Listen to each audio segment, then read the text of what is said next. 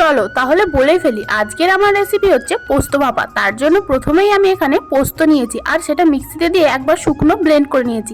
তারপর কিছুটা পরিমাণ জল দিয়ে আমি এখানে আরেকটা পেস্ট বানিয়ে নিয়েছি, আর তোমরা একটু জলের পরিমাণটা বেশি করেই দিও।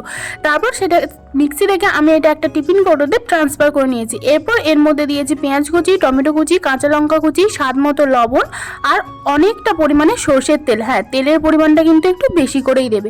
এরপর টিফিন কৌটোর ঢাকনাটা বন্ধ করে দিয়ে এটা আমি স্টিম হতে দেবো। তাই কড়ার মধ্যে জল বসিয়ে কড়ার মধ্যে বসিয়ে ঢাকনা চাপা দিয়ে 15 থেকে 20 মিনিটের মতো আমি এটা স্টিম হতে দিয়েছি।